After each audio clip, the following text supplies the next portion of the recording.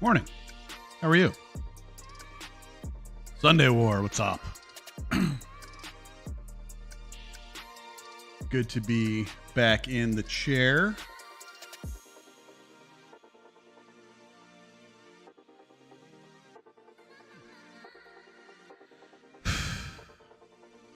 Yanni, how are you, my friend? Shady. Shady is just a slayer, for those of you who don't know. Shady is a slayer. Good to see you, my friend. Good to be back.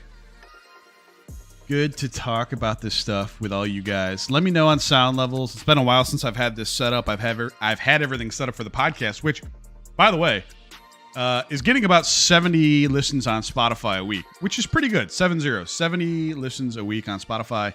And that's not easily done, man. So thank you all for your support. I appreciate those of you who listen. I understand that I've been neglecting this a little bit in favor of that, but that should change here shortly because I feel like we're getting traction. But Shady, Scoob, all the fellas in the Discord really holding it down. I mean, quite frankly, I jump in there a lot of times, don't even talk and just read what they're saying because it's high quality shit. And Shady's one of the leaders there. So tip of the cap to you, my friend. But yeah, seriously, if I think my voice is maybe too loud a little bit. I'll turn myself down.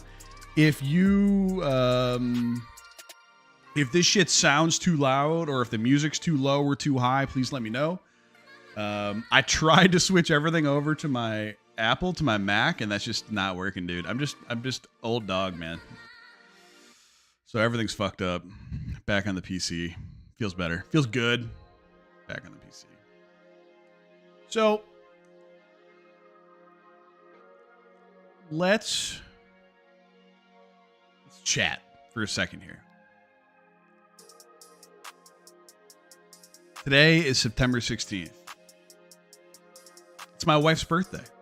It's also my brother's birthday, which is funny. Not the same year. My brother's older. It's September 16th. Traditionally, September is a dog shit month. Homo Crypto Erectus, what's up? Good to see you, man. Been a while. We're in the middle of September. And usually September sucks. And then we start to get the rally. Kaz, what's up, my guy? Damn right, JJ. Dude, you know what's funny? All right, don't get me on that. I'm going to come back to that. Usually September sucks. Like, if you go back and look at the monthly charts and go into history and, like, look at Septembers, they're generally pretty bad. Like, even September last year was shitty. Year before pre-fucking breakdown on all that. Yeah, dude, don't get me started on Michigan football. Like, Septembers generally suck because the end of year push usually happens into October, right?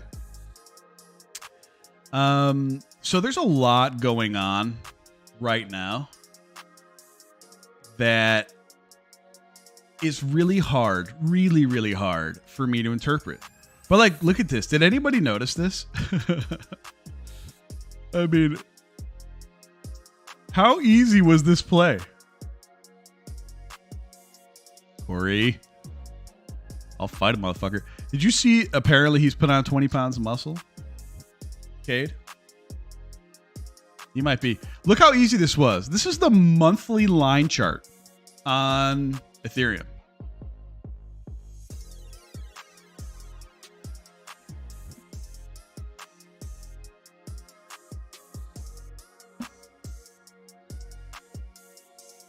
This was a super hard trade, wasn't it?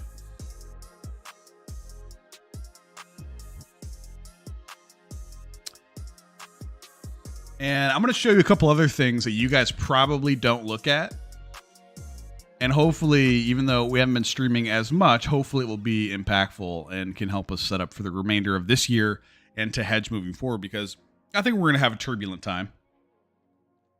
But this is like, I mean, for God's sakes, look at that.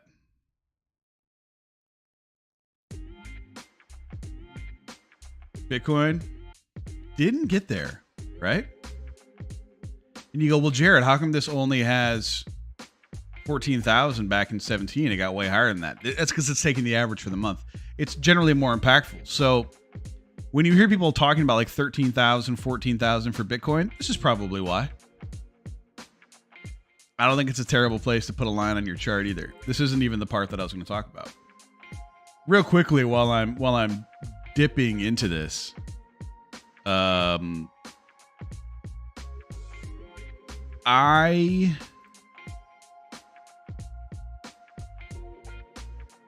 am having a crisis of confidence on the ramifications of what happens with this war in Ukraine. And I say that because it came up on the podcast this week where Alan brought up the point behind the war in Ukraine. And I said, yeah, that obviously makes it bad, but we're actively pumping the dollar, which is making oil more expensive for everybody else. You have Putin and Z, or however the hell you say his name, president of China, meeting in person. And we're so weak in the markets that it's like we are one bad headline away from an absolute fucking wipeout, which is giving me like a crisis of confidence right now. So that's what's in my head from like a macro perspective. Because you can't just ignore it. But I'd like to go talk about this. This is the piece that I doubt you guys have really looked at a ton. And I've brought it up before, but I'm bringing it up again now. You should be looking at this chart. This should be on your list of shit to review every day. BTC USD index, the index, over the SPX.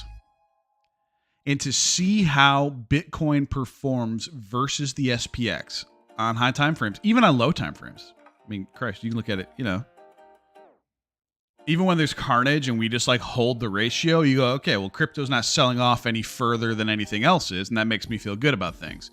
But when we have days like this where we have sell-offs back, you know, whatever, the 13th, 3 days ago, when we are underperforming an asset that's getting its ass kicked, that makes me not feel good. But it's really, really nice to go back and take a look at different time frames. Because if you go back even weekly, we're under that level. You go, oh, shit, man. You know, you had this nice flip on the weekly, but it never happened on the monthly. We're there right now. We're at the ratio. We are at the high of the ratio from the last cycle right now. I don't know if people look at this. It's just always something to me to keep an eye on, because you can go down and say, if people are really risk on, and this was the sign for like when people were calling for $100,000 Bitcoin, this was the sign that it wasn't happening. Because even as we were making higher highs in USD, we were making lower highs versus the S&P. That was back in fall of last year. So that was the sign that like this shit is not going crazy, because you would expect this to be outperforming when we were underperforming. So I always look at this and go, where's the logical landing point? This little area before the breakout in 20 kind of felt like it, and that's where we're holding right now. But if risk assets continue to get hammered over the next month into the holidays, where's the landing point? Could we lose 40% of value versus the S&P? Like, do you guys think that's possible?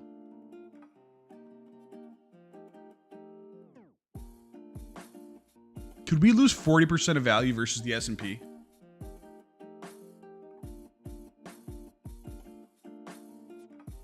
I mean, that's fucked.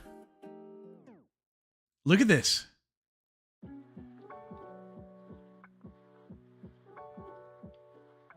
I mean, that's like, Yeah. Yeah, so Link Marines, BTC over SPX, man. I'm telling you, this is fucking cheat code shit. I know I'm not streaming as much, but I'm going to try to make it as impactful for you guys as possible when I do. Okay? And this is... Nobody talks about it, but it's fucking cheat codes, man. It helps you understand directionally where we're going. This doesn't help you with entries. This doesn't help you with exits. This doesn't help you with leverage or position management. It helps you understand macro. Okay? Because if we start to see crypto weakness even further against the S&P 500, where's the landing point? Because this is a ratio, if you look at it, which is held pretty solid. It's an indication of the highest beta, the highest risk that people are willing to take on. And now that you saw the other day, like Fidelity's offering Bitcoin to everybody, apparently, right? Fidelity's doing that. All right, sweet. BlackRock's obviously wading in. We can't really pull a wool over our own fucking eyes and say, well, people just don't have access to buy Bitcoin yet. Bullshit, man. There's plenty of access everywhere now. And people that really wanted to get in got in before. So I don't think that's really valid anyway. But yeah, this if we lose this level and drop down, dude, that's a 30% decline in Bitcoin versus the S&P 500 until like the best case scenario in support.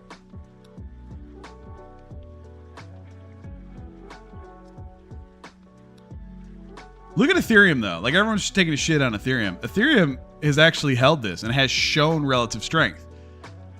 We talked about it a lot in the podcast this week. We talked about Arthur's feeling on Ethereum for the end of the year, and he had some crazy shit on that the Bankless podcast where he has like $3,000 calls for the end of the year. I mentioned before, like you don't really know where he bought those.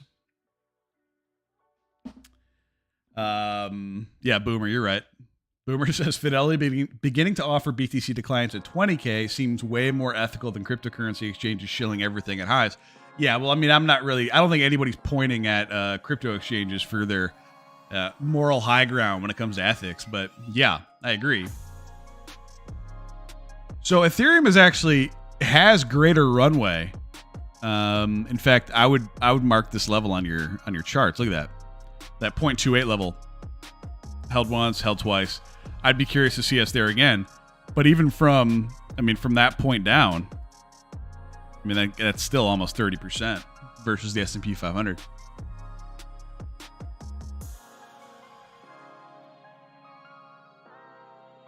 It's hard because, like, what's the narrative? Like, honest to God. And I'll be careful if you want to answer the question I'm about to ask. But what is the Bitcoin narrative right now?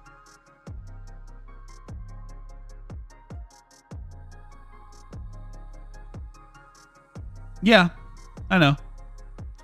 I mean, that's great. This is off, but still, curved lines and all that. That's right, Boomer. That's right. Boomer's 100% right. If you guys can read that. The halving's in 500 days. 550 days. Like, what's the narrative otherwise for Bitcoin right now? What is the narrative?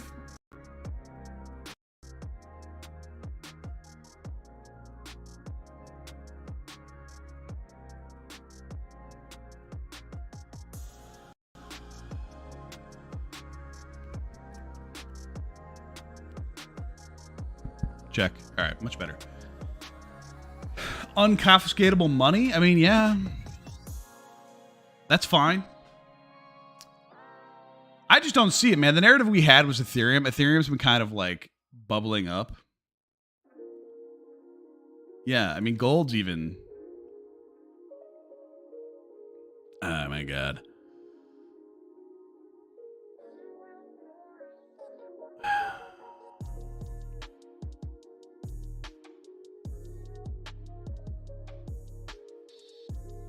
Ethereum has been holding down the market for everybody. It was the only narrative that we had. It was the merge. And like you'd expect, because these dudes know what they're doing, the merge went off without a hitch. There's no issues at all. But it really doesn't change anything yet. The most interesting thing to me from a macro perspective, and you go, well, Jared, this is a TA stream. Why are we talking about macro? Because, well, I'll tell you what. I want to see if we can put in a higher low versus the S&P on Ethereum. I want to see if Ethereum, if Ethereum only goes to 1,000, or let's say best case scenario, which I'm going to get into. I'll just do it now in a moment here. Like, this is our best case scenario on Ethereum right now. You hold 1350, or we're going to 1230, 1240. Like this double top failure we talked about that we longed before. This is our best case scenario. Can we hold this as a higher low? Because I think there's reasons out there. But we need to talk about what that's going to be. And now that we've gotten to the merge, the proof of stake merge, Ethereum should become more deflationary. Supply should diminish over time. It doesn't happen right away. So we're going to see if people give a shit in the next couple of weeks. And is that actually going to make a difference? And is that the strength we have to put in a higher low down here? Maybe. I hope so, man. Like, gun to your head right now. For those of you listening. Gun to your head at this exact moment. Do you think it's more likely we see 2,500 or 500 next? We're at 1422. Do you think it's more likely we see $2,500 Ethereum or $500 Ethereum first? Which one are we going to see first?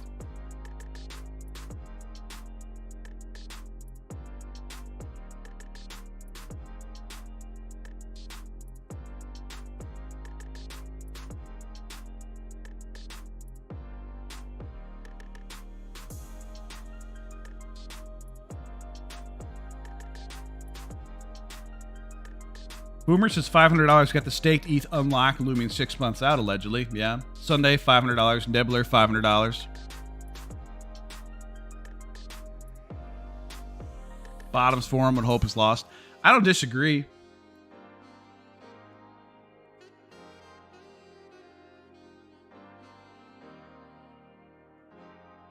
Right now,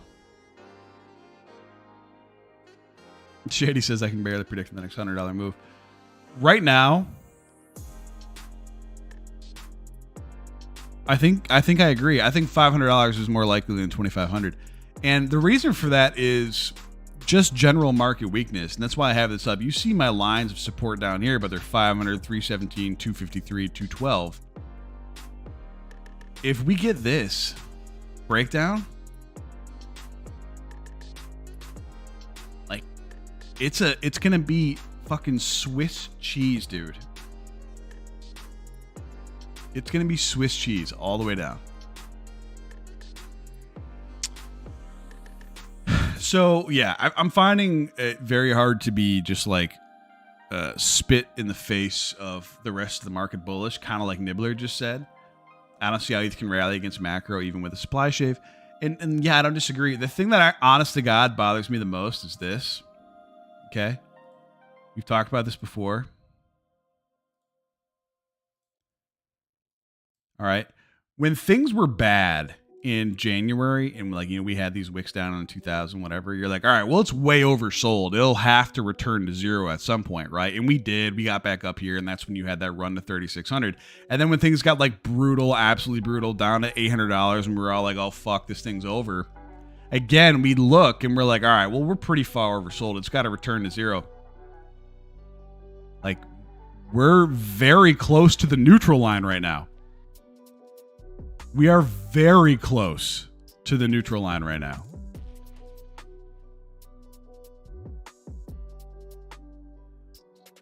So if we see one of these plunges, and that's what this typically is, the MACD that I use is a great way to confirm trend. Okay.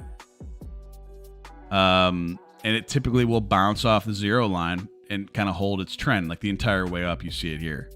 And And like even these down areas kind of held the trend, right? And then it got a little sloppy. But I think this is just straight trend rejection off the 3-day.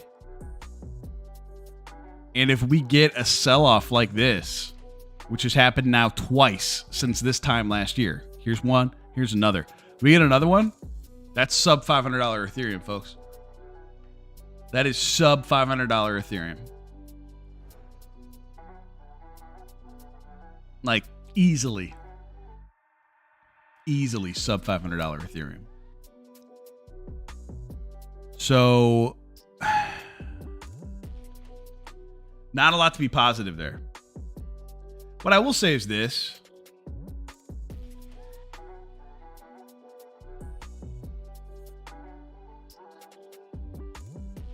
It's like super easy to get bearish. My VIX info is delayed at the moment. I don't know why. I've been trying to get that sorted out, but it doesn't matter. It's easy to sit here and be bearish when, like, you know, things have been shitty for a month. We've been going down on the S&P 500. And we're at the bottom band of the S&P. So it might not be today. It might not be on Monday or Tuesday, but like we're getting the point where we usually see a bounce. I mean, you see it here a little bit, you know, all right, try bounce, here comes up, final little run. So I have a very hard time selling the bottom band in anything. And like we're just tracking with the macro market so much right now that it's pretty hard for me to just say like, oh, fuck yeah, like let's short sell the bottom here. Like I wouldn't do that. Seems we're going to the shadow realm, Scoop says. Scoop, thank you for the sub, my guy. I just don't see a ton of reason to be bullish, but I think it'd be pretty naive to short here. So unless we see some like grand fucking change in something, then it'd be like, for me right here, this area not holding. If this area does not hold, I'm going to put this in big fucking letters for you guys.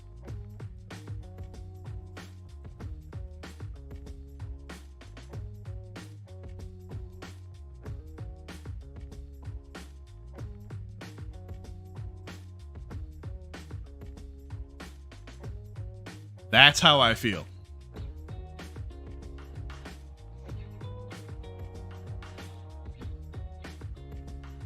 If that area fails, put your lines on your chart, put alarms on those lines. If you see a breakdown below that level, it is exit all crypto markets, dude.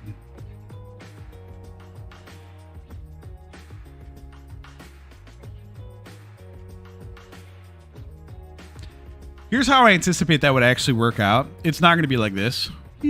Like that's what everybody thinks, right? That's what I always make fun of. It would probably look like this.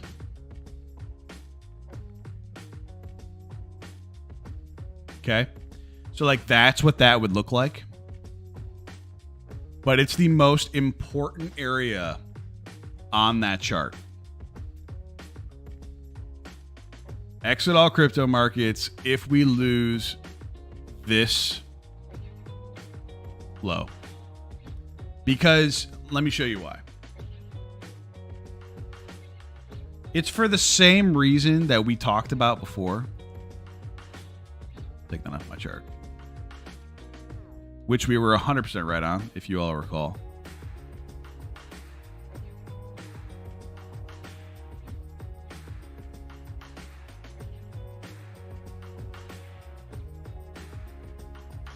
Hello.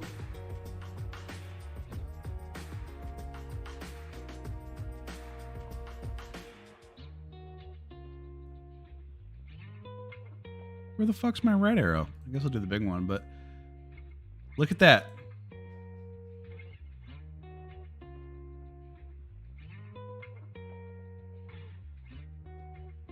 Just like you would expect when we got there before, when we came down to 800 or whatever it was a couple months ago, people usually show up at the edges, and they did. I cannot say for sure That's going to happen twice. And I don't want to be on the other side of that trade if it doesn't. Okay? Like, that is, fuck every bit of that. That is a massive hole in the VPVR. Fucking massive. It is a massive hole in the VPVR. And on the other side of it is fucking Goblin Town, man. Like, that's brutal. Now, I would be the first person to be like, hey, I'm sitting here in cash on the other side, and like, I'm happy to fucking buy 600 or 500 and play like back up to this area again. But like, God, I mean, the further you zoom in, the worse it gets. It's just fucking awful. So this is what when I wake up at 3 a.m. sometimes and I think about the crypto markets, I fucking worry about that void in the VPVR. Because there's no way that is not absolutely catastrophic.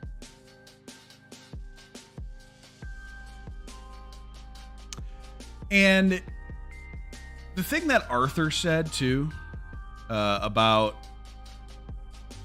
why he thinks Ethereum outperforms and like how he's positioning himself with the oil markets, and like his essential theory is that like the US is gonna have to stop raising rates because it'll fuck everybody eventually, and just kind of let our dollar essentially inflate.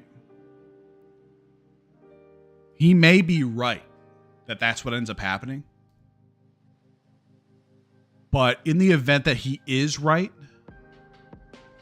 the only way they walk back that policy is because there has been catastrophic damage. So I think next week is the next Fed meeting. It's going to be really fucking interesting, and it's going to be a ton of volatility. So hold on to your asses. It's going to be bananas. And like, what's he going to say? Right? What's he going to say? Just kidding, guys. Even though I said that our purview was to bring inflation back down to a controllable 2%, just fucking kidding. Let's only do a little bit. I doubt it. The betting on whether or not he does a full basis point hike is like 50%, 48, 44, 51%, depending on where you look. Over half the people think he's going to raise a full fucking percentage point, 100 basis point. Scoob, I agree. I agree. And if he doesn't, historically the US holds well against the rest of the world inflating. Yeah, but like, so Nibbler, you're right. Because whether you like it or not, the US is the strongest country in the world still. Financially, from a natural resource perspective, right? And so they can call a lot of their own shots. Like, I forget, yeah, it was Arthur in the Bankless interview. He's like, we have food, we have energy if we need it. We have textiles, we have labor, we're contained. We don't really have to worry about Mexico or Canada invading us. Like, there's a ton of huge advantages. And so they can do things essentially at the behest, at the detriment, I mean to say, of other people. And so people rally into the dollar, which is great.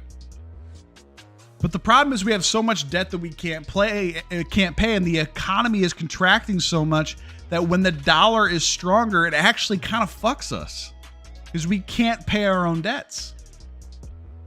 And it's a situation that we haven't had since, the Reagan administration, which is what Alan was talking about yesterday. Since essentially, it started at the end of the 70s, but then into the 80s. And that's when you saw that crazy shit from the 80s where it was like 20% interest rates. They had to inflate the dollar. They had to inflate the dollar or else we were fucked. And we're running into that again where like the macroeconomic factors in play are going to require us devalue our own currency or else we're going to fuck ourselves. But the Fed chair is currently hell-bent on containing inflation, which we actually kind of need. We need the inflation now. Not even from like a number go up perspective, just from a like how the fucking world works. And so that's pretty scary to me. So who blinks first would be my question. Who blinks first? I don't know, man. That's pretty fucking tough. That's pretty tough. I think that we are Ether 500. Corpoke? Corpoke? Corpoke. You know, Sunday, I haven't even thought about that, but I'm glad you brought that up because that probably is the best chance that we have for a change in like the political direction because like midterms are less than 2 months away. November 8th, I think. Hold on. Yeah, dude. November 8th.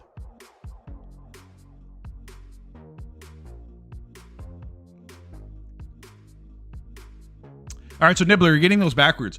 Print for more inflation, raise rates for more inflation. So no, like he needs to stop raising rates and let inflation happen. When he raises rates, it should strengthen the dollar, which it is. Which is slowing the decline, slowing the inflation. What I'm saying to you is that we're running to a situation where I don't think there's any way we get out of this without inflating the currency. And that's what Arthur said. I'm telling you, go fucking listen to it. I don't particularly like the bankless guys. Like, I've talked to David a couple times. He's all right. The other one's a super big douche. But, like, it's a great fucking interview with Arthur. And he talks about this. And when you think about it, you're like, fuck, he's right. How do you get out of this?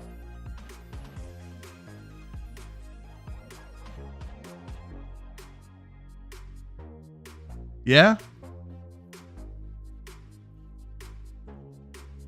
I think you'll have all the opportunity you want, Corpoke, to buy Bitcoin at 13,000.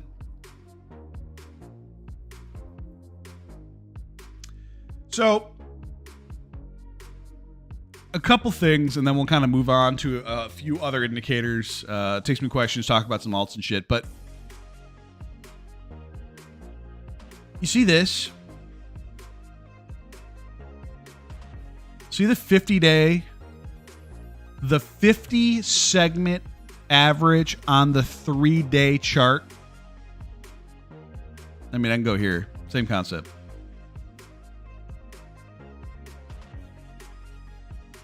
Okay. This is from the last cycle. See how aggressively this is going down?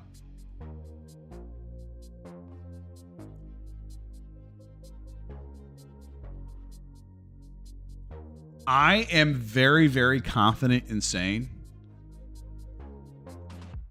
until we flip this to support, it's going to be pretty bad out here on all crypto. Same thing with Bitcoin. I'm just using this one. Like, it's going to be really bad. Because look, this slope, I always try to talk to you guys about. Okay? I always try to talk to you guys about it. This is like trying to run a marathon with a 300-pound fucking pack on your back. Okay? I'm sure someone out there can do it, but it's pretty fucking hard. So when you see this angle just being massively down, okay? And it even capped price there.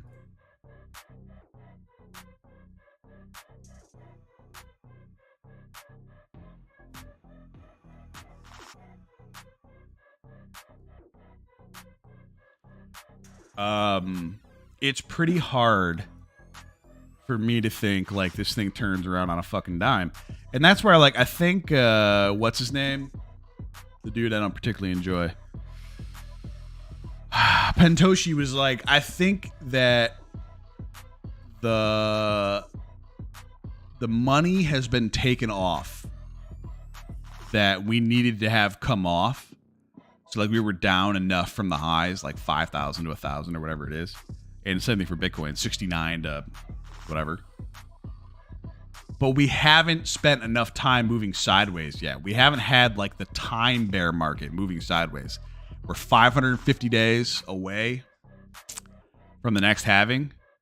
And if I had to guess, we probably got 550 days of bullshit. Corpoke says, are you shorting or waiting it out? I short when it makes sense. It's hard for me to short here. So, like I said when I pulled up that other chart, like it's very hard for me to short at the bottom band of the Bollinger Band. Like really hard to do it. So I won't do it. I won't short here. But what I will do is look for the next sign of strength and then hedge. I don't do well with like shorting for profit. Not to say that I haven't. I just don't like it. I just like to kind of hedge and build from there. So for me, we get another run up. We get another like pop into this area that rejects on Bitcoin. I'll short. Ethereum, same deal. You see something back near 1800 that rejects. I would think about it there too. And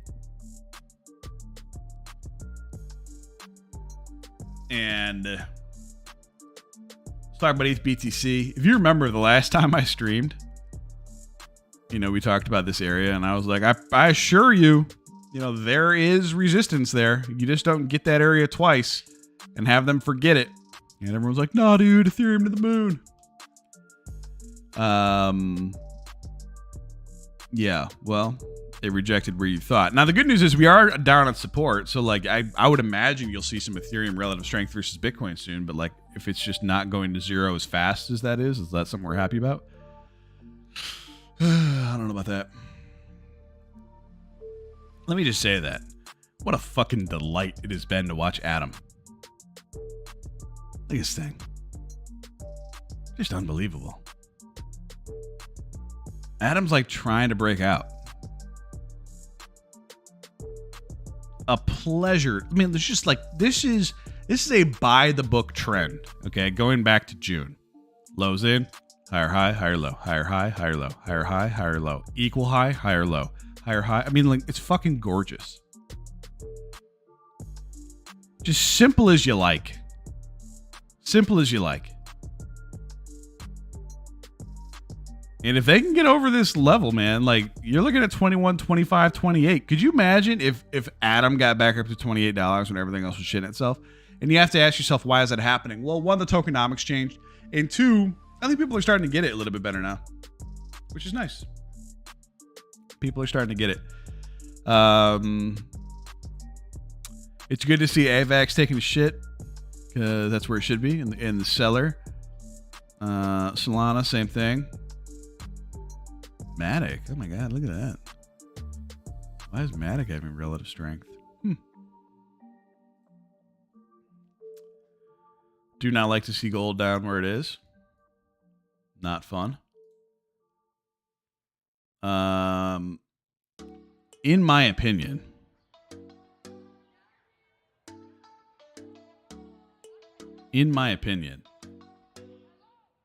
Adam at 28. Yeah, you're not wrong. Hold on. I just got someone who sent me an article.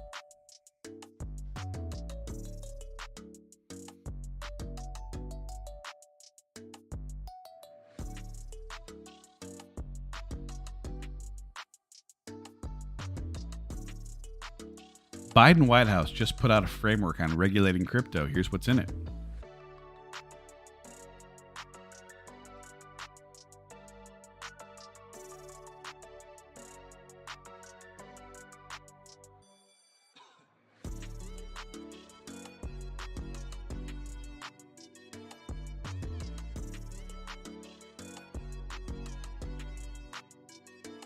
Fight illicit finance, okay.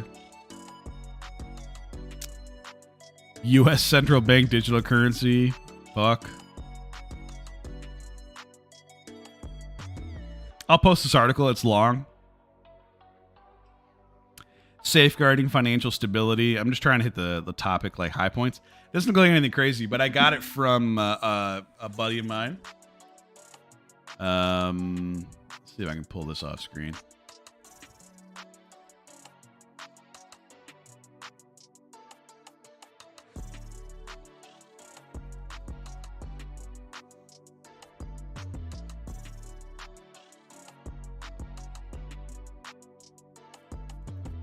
There you go. So that'll be something we dive into, no doubt about it. You add those additional pressures in, and yeah, Shady's right. If Adam's at 28, it means ETH's at $500. Probably true. Coin is cursed. Thankfully, I own a decent amount of it, so I'll take it. What I was about to say there was, if everything contracts like you think it would, you know, I don't know, man. I kind of want to short Tesla.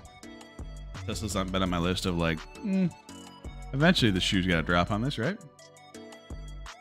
Please note 0. Has, what's up, my man?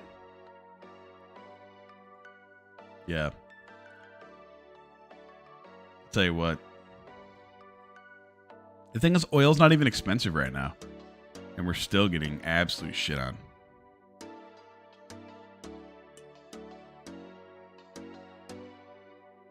Yeah. Sorry, my dude. I know how it goes. It's nice when we saw a little bit of strength here. Like, even since we've been on the air, like, we got this drip down and then back up. So you can tell, I mean, there's a little bit of a reversal here.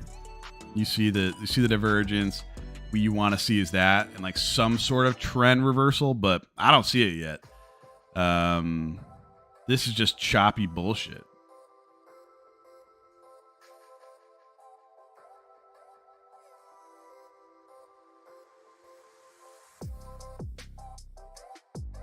So you guys all know that I fucking love the MACD divergence. And so like this is, you know, yeah, that's a divergence. It's just really hard for me to want to play it. Cause like, even if it turns up, like it's gonna counter, it's gonna hit that like here, like 1500 and probably reject, come back down. So I just don't see it. Like I would like to see, if you ever try to play these with me and you're like, hey man, that one worked and this one didn't, like this sort of drift down is not ideal. What you actually want is this sort of reading on the MACD where price goes like this, okay? So you get like a nice actual like double bottom forming. And there was a pop and it's like, okay, the lows were taken out, but the short-term momentum is decreasing. That's what you want. When you're just like sliding off a cliff all the fucking way down, which we've been doing for a long time now, it's just not good. So like what I would expect, quite frankly, is this.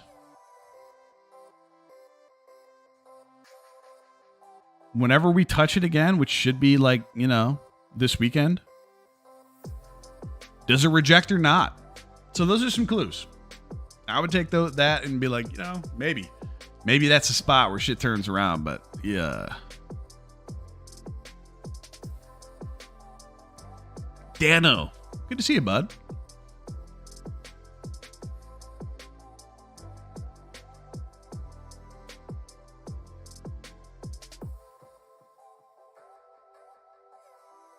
$13.61.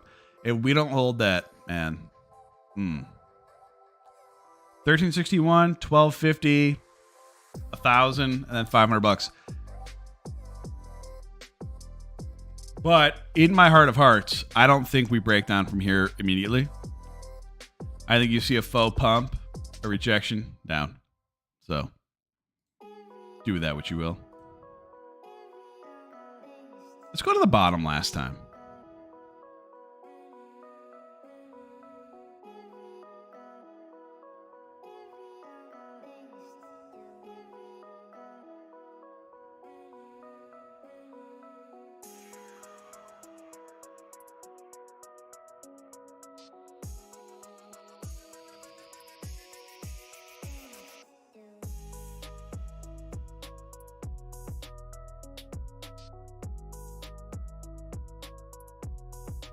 Yeah, I don't see it, man. I don't think we're there yet. Even this started to curve off. You saw the highs, all right? Lows, down, down, down, down, flip. Volume goes away. Look at this, dude. This is like highs of 138 and lows of 125 for 2 weeks. There was a fucking 10% range for 2 weeks. That's crazy. Like, we're just not there. We're just not there.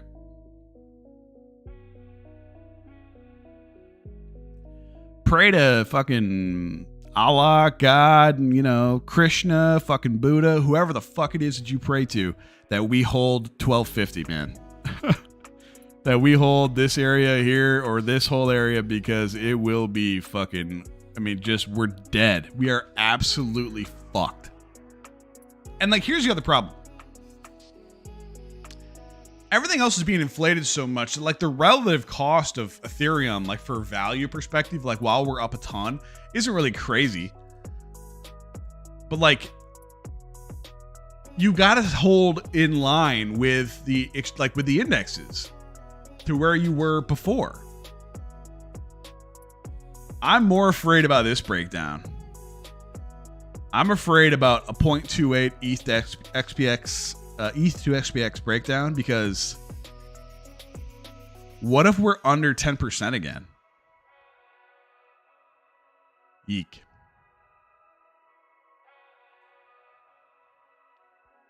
Has says NFTs been pumping, dude. I don't know, man. Like, I know that Kaz, who was in here earlier, has been doing well on Solana, because Solana is the NFT chain and shit. But like, it's really hard for me to spend a lot of money on like pictures when the markets look like shit. I mean, you got to look at it essentially like playing low cap shit coins and just hoping you hit a home run, right? Like, hopefully I get lucky on one, and that's it. I just don't see it.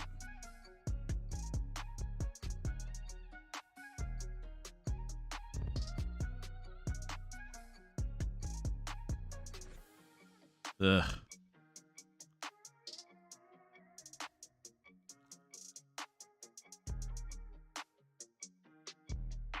I know this is one that a lot of you guys like to watch.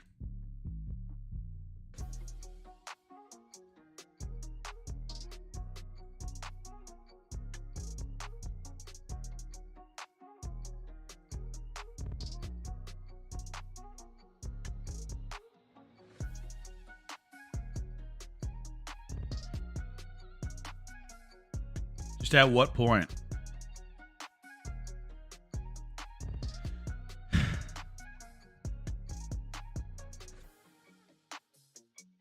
I mean, the ETH dominance has been on point, but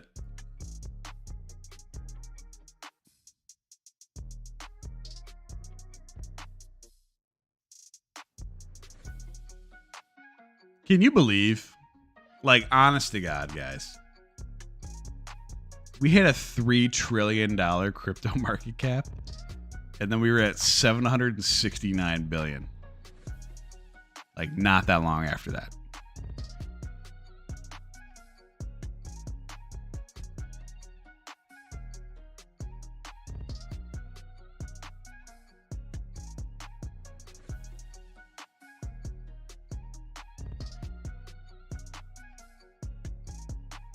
November 9th to June 18th.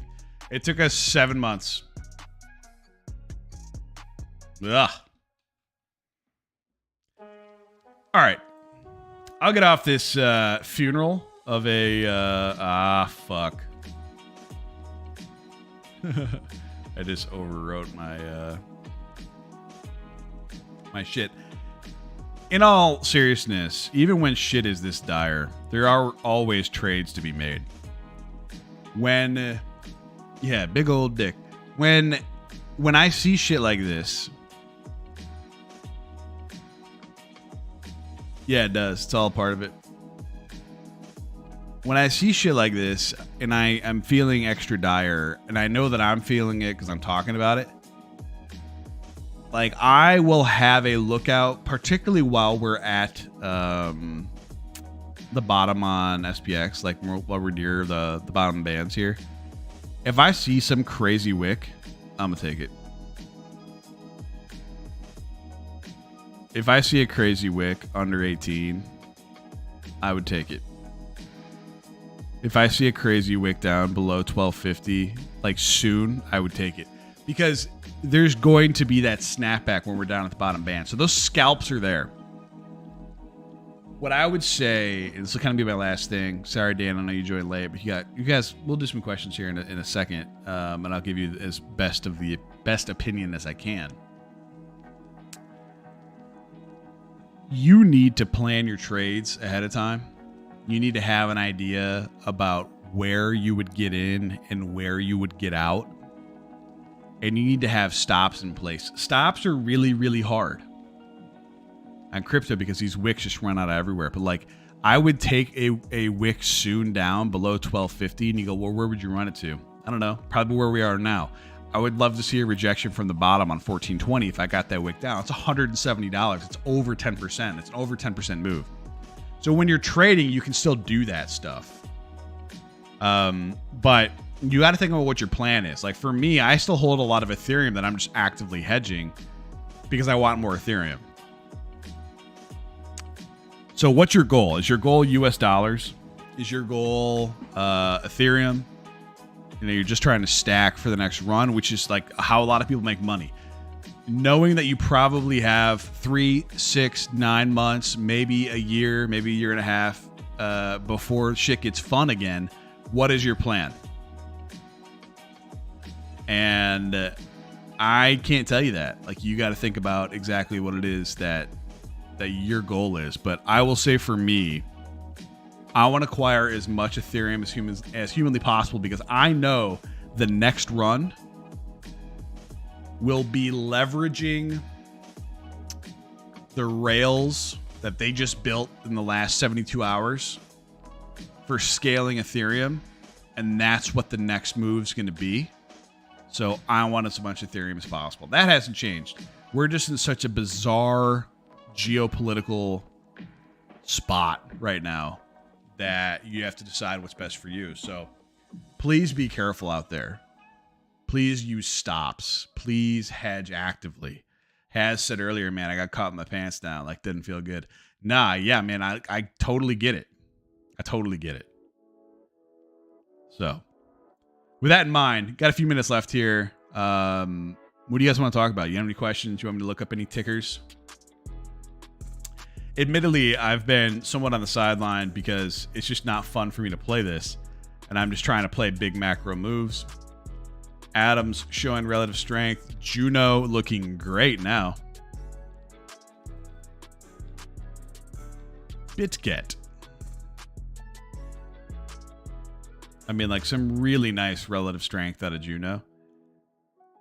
I mean, you could definitely see. Oh my God, dude. Fold. Fucking fold.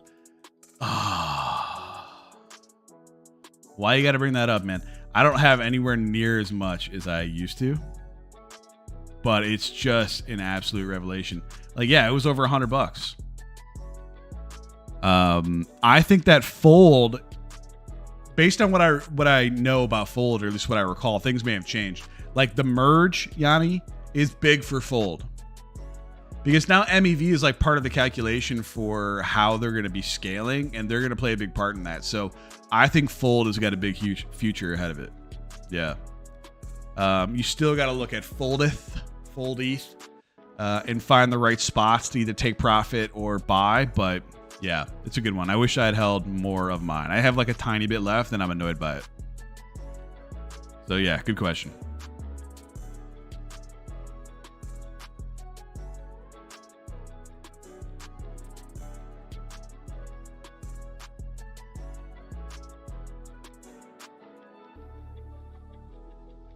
Just for the sake of the conversation here, I think this is worth talking about.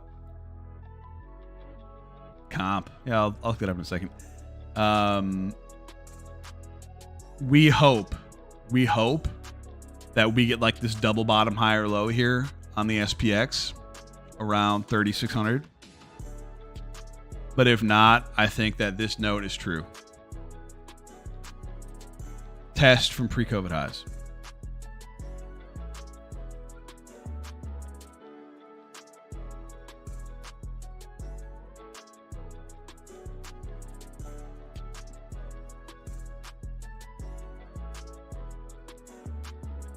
Boy, that's some relative strength, isn't it? Holy shit.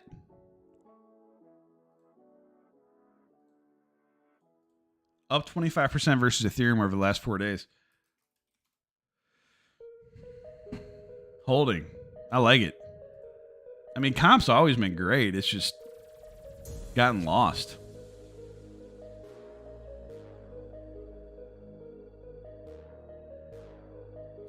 Probably due to have a taxi on soon. Talk about some of this stuff. Yeah, so just for the sake of like the TA conversation, if this can hold while everything else is dropping, one, you're going to see an improvement in relative strength Sunday. But if it actually gets the breakout, dude, $130. Wouldn't stop, wouldn't even consider stopping from where we are now until $130. So like a very, very solid snapback candidate, which is showing relative strength. That's a nice find. It's a nice find.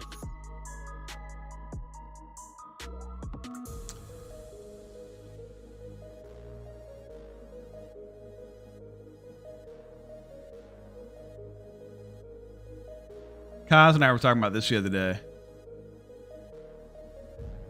You know, Solana versus Ethereum does actually look pretty good right now.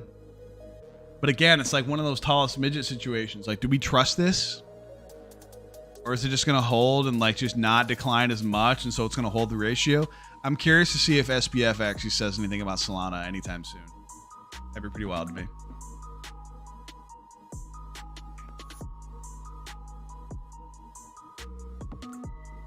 I think for plays like this, because like Solana is so unbelievably tapped out, that I would want to see that break in addition to the bottom holding. But I mean, for fuck's sake, guys, look at this. Like, I can't even tell you how long it's been since I've looked at this chart. Look at this. Peak held. Insane. I probably drew this a year ago. Like 9 months anyway.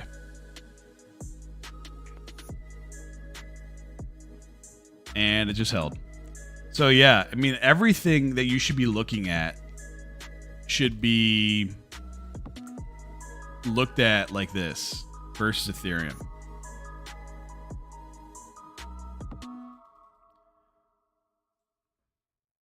What a sad, sad state of affairs for these guys. I mean, this thing wicked to $96,000. It's currently $8,500. It's just sad. Sad.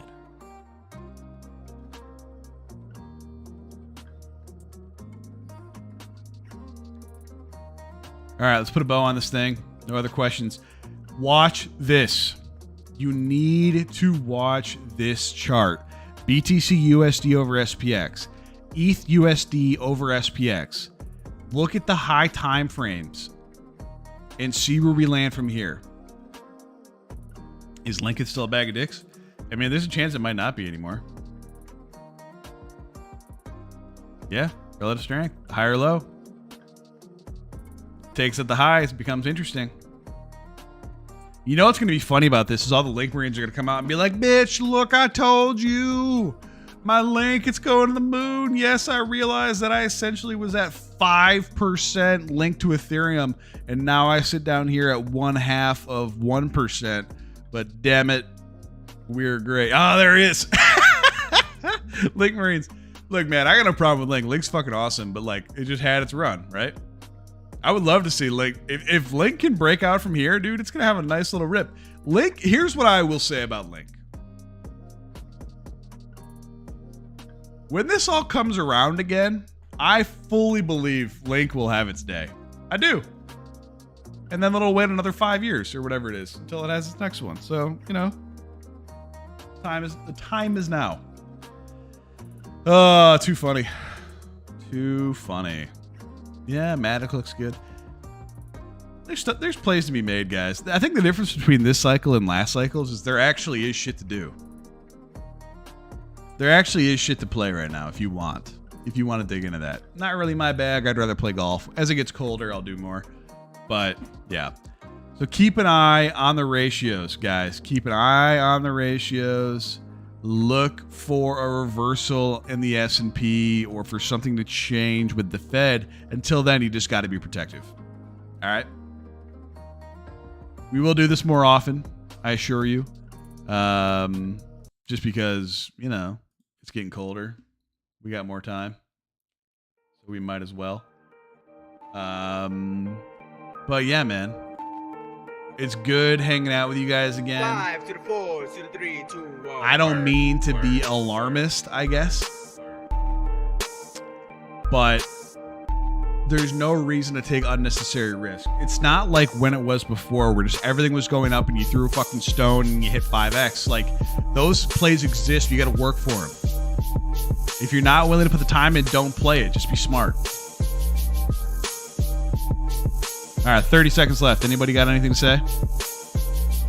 Thank you, Dan. Yanni, good to see you too. Thank you all for tuning in. Share the podcast. Trying to grow that thing. I'd appreciate that. Tell a friend. Tell a neighbor. Who gives a shit? Oh, -1.5? Absolutely. Hammer that all day. We're buyers.